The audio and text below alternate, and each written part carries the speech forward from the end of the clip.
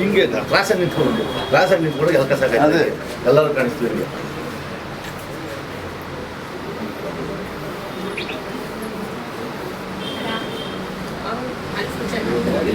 ಬಸವಣ್ಣ ಸರ ಬುದ್ಧಿ ಶಕ್ತಿ ಯುಕ್ತಿ ಎಲ್ಲ ಬರಲಿ ಅಧ್ಯಕ್ಷರಿಗೆ.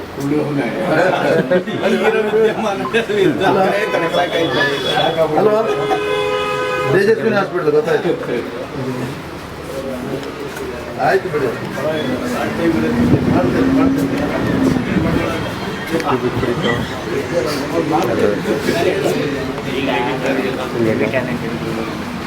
ಹಂಗಂದಿಂದ ಮುಂದೆ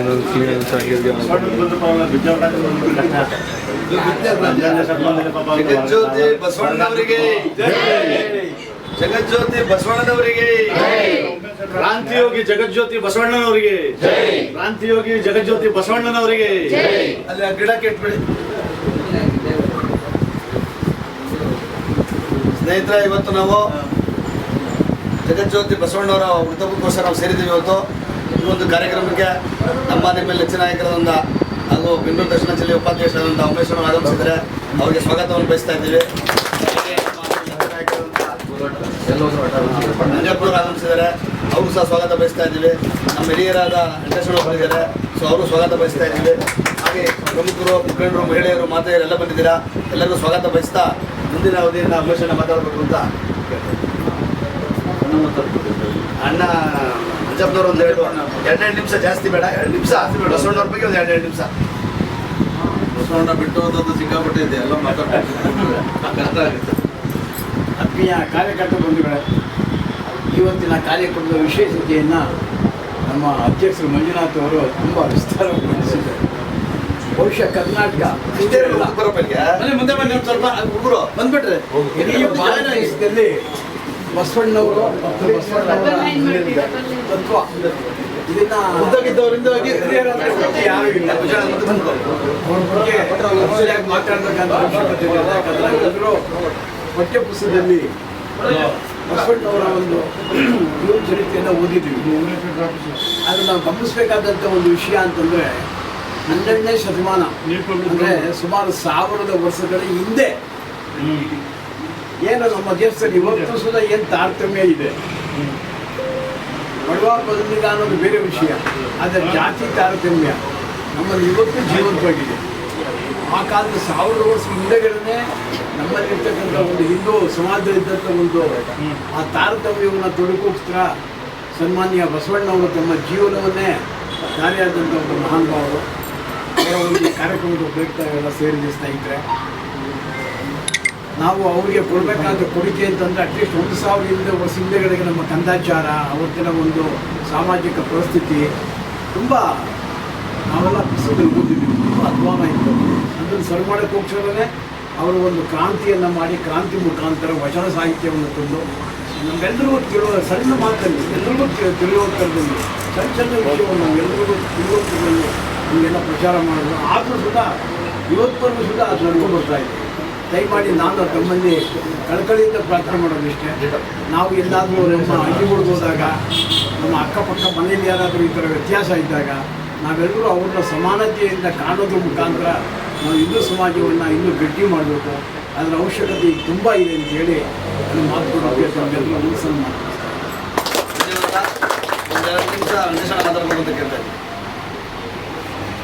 ಈ ಒಂದು ಸುಂದರವಾದ ಸಭೆಗೆ ಆಗಮಿಸಿರ್ತಕ್ಕಂಥ ನಮ್ಮ ನಿಮ್ಮೆಲ್ಲರ ನೆಚ್ಚಿನ ದಕ್ಷಿಣ ಭಾಗದ ಉಪಾಧ್ಯಕ್ಷರು ಹಾಗೂ ಭಾವಿ ಅಭ್ಯರ್ಥಿಗಳು ಆದಂಥ ಉಮೇಶ್ ಶೆಟ್ಟರವರೇ, ಹಾಗೂ ನಮ್ಮ ಹಿರಿಯರಾದಂಥ ಮಂಜಪ್ಪ ಅವರೇ, ಹಾಗೂ ನಮ್ಮೆಲ್ಲ ಕಾರ್ಯಕರ್ತ ಬಂಧುಗಳೇ, ಮಾತಾ ಭಗಿನಿಯರೇ, ಈಗ ನಂಜಪ್ಪಣ್ಣವರು ಒಂದಷ್ಟು ಆ ವಿಷಯ ತಿಳಿಸಿದ್ದಾರೆ.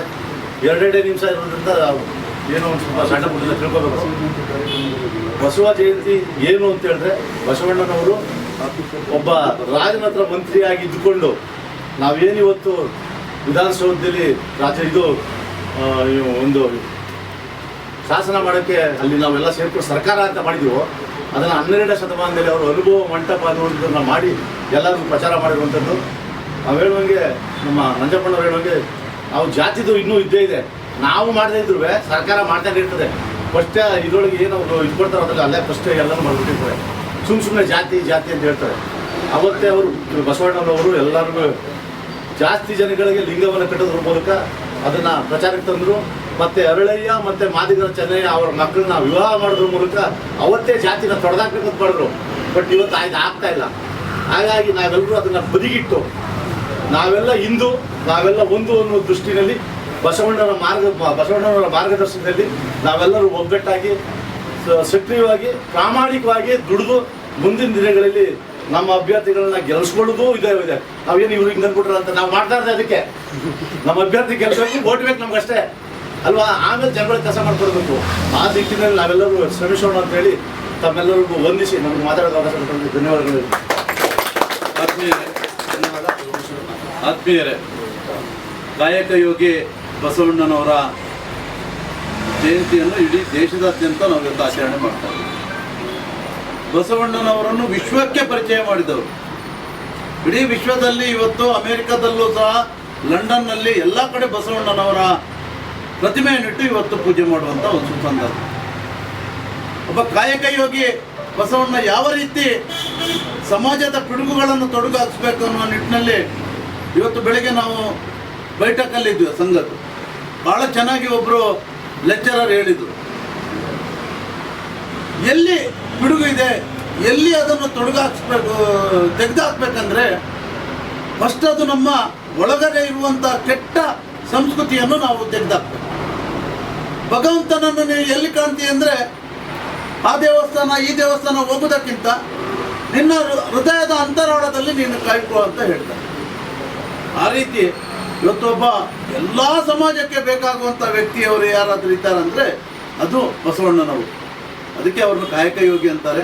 ಇಂಥ ಒಂದು ಮಹಾಪುರುಷನ ಇವತ್ತಿನ ಒಂದು ಜಯಂತಿಯನ್ನು ನಾವು ಆಚರಣೆ ಮಾಡ್ತಾ ನಾವು ಮಾತ್ರ ಅಲ್ಲ, ಇಡೀ ದೇಶದಾದ್ಯಂತ ಸರ್ಕಾರಿ ರಜೆಯಲ್ಲಿ ಇವತ್ತು ಘೋಷಣೆ ಮಾಡಿ ಇವತ್ತು ಬಸವಣ್ಣನ ಒಂದು ಫೋಟೋವನ್ನು ಪ್ರತಿಯೊಂದು ಕಚೇರಿಯಲ್ಲಿ ಇಡುವ ನಿಟ್ಟಿನಲ್ಲಿ ಸರ್ಕಾರ ಕ್ರಮ ಕೈಗೊಂಡಿದೆ.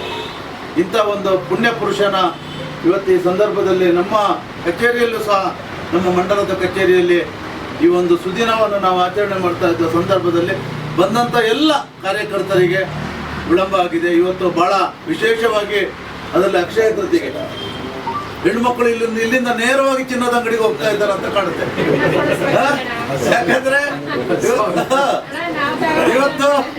ಇವತ್ತು ನೇರವಾಗಿ ಇಲ್ಲಿಂದ ಹೆಣ್ಮಕ್ಳು ಮೋಸ್ಟ್ಲಿ ಬಟನ್ ನೋಡಿದ್ರೆ ಚಿನ್ನದ ಅಂಗಡಿಗೆ ಹೋಗುವಂತ ಪರಿಸ್ಥಿತಿ ಕಾಣುತ್ತೆ.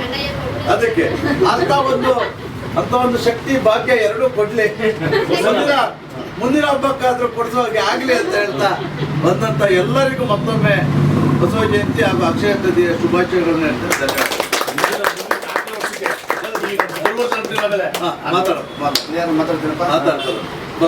ಕಾಯಕ ವಿಲಾಸ ಇವನ್ ಯಾರವ ಇವ ನಮ್ಮವ ಅಂತ ಘೋಷಣೆ ಮಾಡಿದೆ ನಮ್ಮ ಕಾಯಕ ಯೋಗಿ ಬಸವಣ್ಣನವರು. ಇವರು ಮೂಲವಾಗಿ ಬ್ರಾಹ್ಮಣ ಸಮುದಾಯದಲ್ಲಿ ಹುಟ್ಟಿದ್ರು ಕೂಡ ಅವರಿಗೆ ಜನವರ ಹಾಕೋ ಸಂದರ್ಭದಲ್ಲಿ ನನಗಿಂತ ದೊಡ್ಡವಳು ಅಕ್ಕ ಇದ್ದಾಳೆ, ದಯವಿಟ್ಟು ಅವಳಿಗೆ ಜನವರ ಹಾಕಿ ಅಂತ ರಿಕ್ವೆಸ್ಟ್ ಮಾಡೋಕ್ಕಾಗ ಅವ್ರ ಪೇರೆಂಟ್ಸ್ ಒಪ್ಪೋದಿಲ್ಲ. ಸೊ ಗಂಡು ಮಕ್ಕಳಿಗೊಂದು ಹೆಣ್ಮಕ್ಳಿಗೊಂದು ಮಾಡಬಾರ್ದು ಅಂತೇಳಿ ನಿಯಮ ಕಡ್ಡಾಯವಾಗಿ ವಿರೋಧ ಮಾಡಿದವರೇ ನಮ್ಮ ಕಾಯಕ ಯೋಗಿ ಬಸವಣ್ಣವರು ಅಂತ ಈ ಸಂದರ್ಭದಲ್ಲಿ ಹೇಳೋಕ್ಕೆ ಇಷ್ಟಪಡ್ತೀನಿ. ಮತ್ತೊಮ್ಮೆ ಎಲ್ಲರಿಗೂ ಬಸವ ಜಯಂತಿ ಹಾಗೂ ಅಕ್ಷಯ ತೃತೀಯ ಶುಭಾಶಯಗಳು. ರಾಹುಲ್ ಗಾಂಧಿ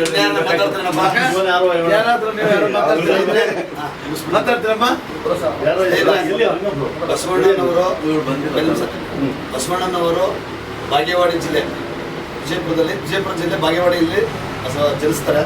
ಅವರು ಮದರಸ ಮದಲಾಂಬಿಕಾ ಅಂತ ಮಗನಾಗಿ ಜನಿಸ್ತಾರೆ. ಅವರು ಜನಿಸಿ ಅವತ್ತು ಒಂದು ಬಿಚ್ಚ ರಾಜ ಅಂತ ಇರ್ತಾನೆ.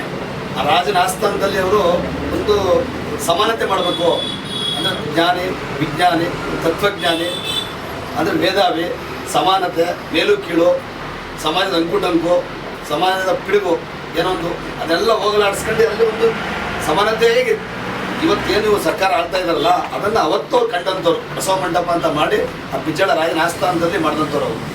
ಆ ಅನುಭವ ಮಂಟಪದಲ್ಲಿ ಮಾಡಿ ಒಂದು ಅವ್ರದ್ದು ಏನಂತಂದರೆ ಮೇನ್ ಒಂದು ಕಾಯಕವೇ ಕೈಲಾಸ ಅಂತ ಒಂದು ವರ್ಡ್. ಅವರು ಕಾಯಕವೇ ಕೈಲಾಸ ಅಂತ ನನ್ನ ಹೇಳೋದು ಅವಲನೆ.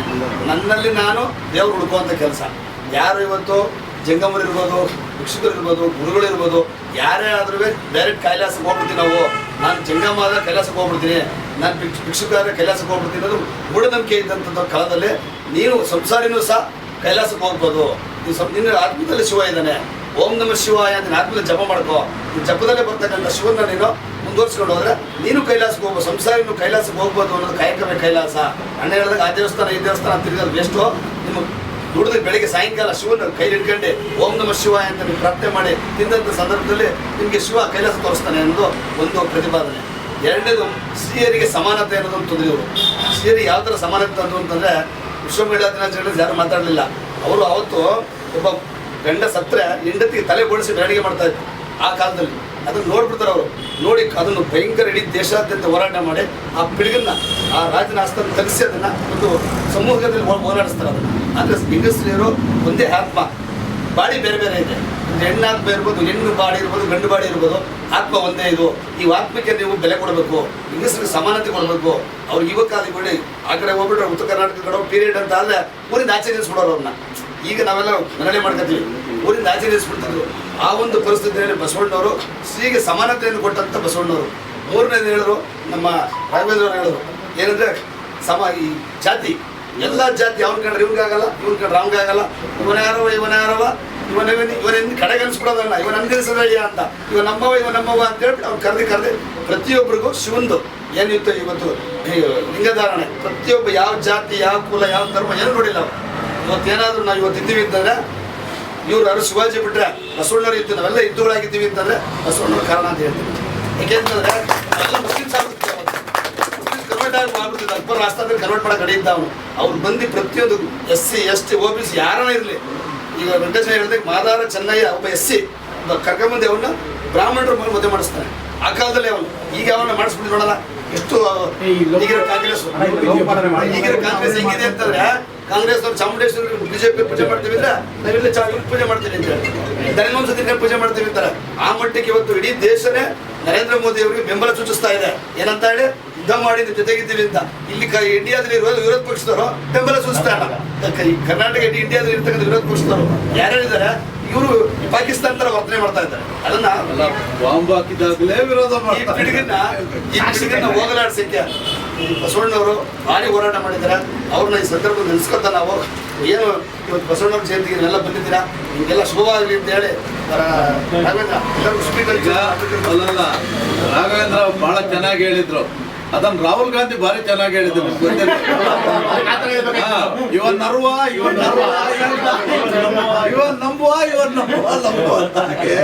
ಅದೆಲ್ಲ ಮಾಡಿದ್ದಾರೆ.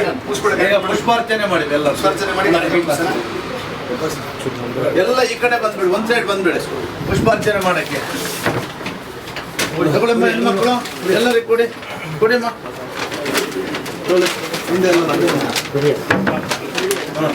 ಮುಂದೆ ಕೊಡಿ. ಭಾರತ್ ಮಾತಾ ಕೆ ವಿಶ್ವಗುರು ಬಸವಣ್ಣನವರಿಗೆ.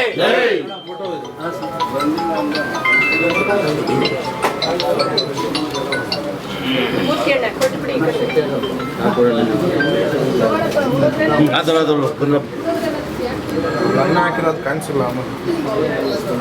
ಬಸವಣ್ಣವರಿಗೆ ನೀವಿಬ್ರು ಬಂದಿಲ್ಲ. ಅಣ್ಣನ ಒಂಚೂರು ಕೊಡಿ ಜಾಗ.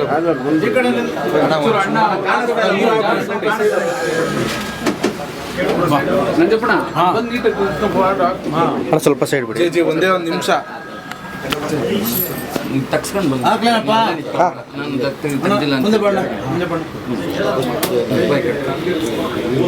ತೆಗ್ದಿಯಲ್ಲ ಬಾ ಮತ್ತೆ ಹೇಳಿದ್ರೆ ಮತ್ತೆ ಬೇಜಾರಾಗ್ತದೆ. ಎಲ್ಲ ಕಾಣಿಸ್ತೀನಪ್ಪ.